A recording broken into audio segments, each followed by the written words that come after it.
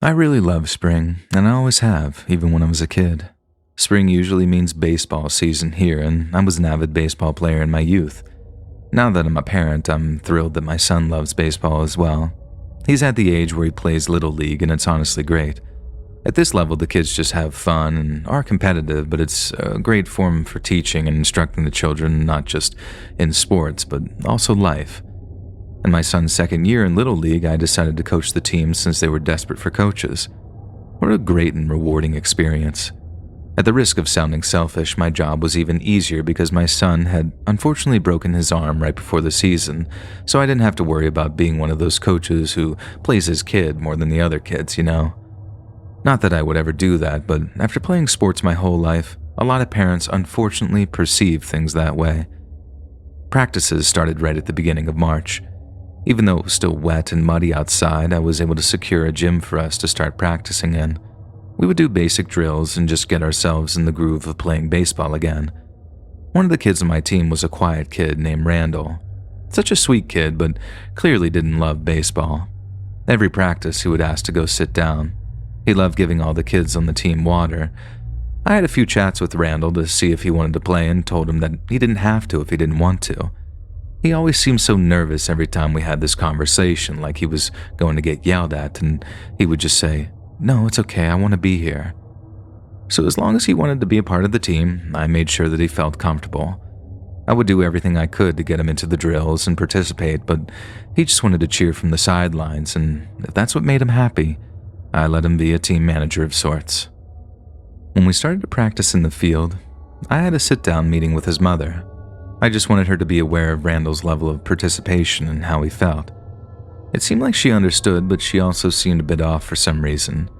She claimed if Randall was happy, she supported him, which made me happy. I made sure that I reiterated to her and Randall that as soon as he felt comfortable getting out there, I would make sure that there was a spot on the field for him. And finally, it was time for our first game. The entire team was excited, especially Randall. He became almost like my little assistant coach. He would cheer on his teammates and make sure everyone stayed hydrated and motivated. The kids loved him, and everyone loved having this positive reinforcement on the bench. We won the first game, and I gave the MVP award to Randall. Our pitcher was frustrated going into the last inning of the game, and Randall talked to him and calmed him down. And after the game, our pitcher said, "Coach, thanks to Randall giving me that pep talk, I believed in myself." And the whole team started to chant Randall's name, so I knew that I had to give him the MVP award, even if it was just for fun, you know?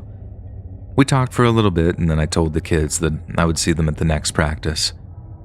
I started to pack everything up, and I was confronted by a short but very muscular man. I turned around, and the little man said to me, "Hey, what's the big idea, Coach? You think we're a joke?" I had no idea what he was talking about. I looked at him like he was talking to the wrong person, then he said, "I'm Randall's father. What kind of BS is this? My son ain't no cheerleader." I knew right away at this point what was happening, and I tried to communicate to the man everything that I had told the boy's mother, but he cut me off by saying, "I don't care what you told her. I'm the boy's father, and he's a baseball player, not some cheerleader." I could sense the aggression coming from him, and I decided it was best for me to just excuse myself from the situation. My son was in the car waiting, and I could see him looking at me through the car window, and very calmly I said, "Listen, I like Randall a lot.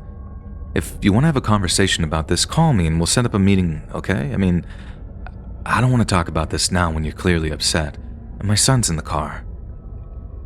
The man started to throw a temper tantrum as much as a 2-year-old would, and I was surprised just how much more mature his son was than this maniac. I walked away and just let him holler to himself. I have no patience for that, and I don't care if I got in trouble from the league. I wasn't going to deal with that attitude. That night, after my son was in bed, I was talking to my wife about the situation.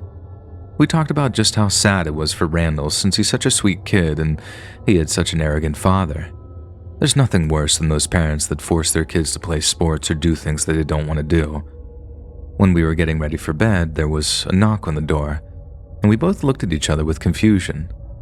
We weren't expecting anyone, especially at this hour of the night. I made my way to the door and asked who was there. No response, of course.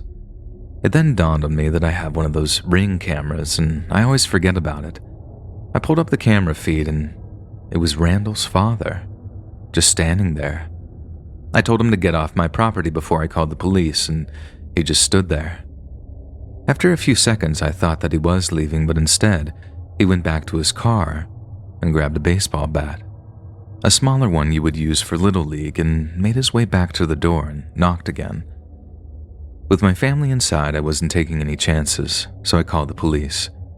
A few minutes later, the police showed up, and he was still just standing there. When he turned and saw the police, I heard him shout, "Really, dude? The cops?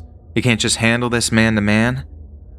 He threw the bat down, and the cops rapidly approached him, and it looked like they detained him. However, I just didn't press charges. The next day, I contacted Randall's mother, who told me that they were separated, and he demanded that he play baseball even though the kid hates sports. She knew it might come to something crazy like this, and she felt bad that she didn't inform me of the boy's crazy father. I told her not to worry about it, and that the league just needed to ban the father from the field, which thankfully they did. And thankfully I never was confronted by that man again. But sometimes late at night I see a big truck driving around the block several times, and I just can't shake this horrible feeling that it's Randall's father. My house is safe, and with this upcoming spring season approaching, I can't help but wonder if I'll be seeing that guy again. If you enjoyed this scary story, listen to thousands more, either over on the Let's Read YouTube channel or podcast.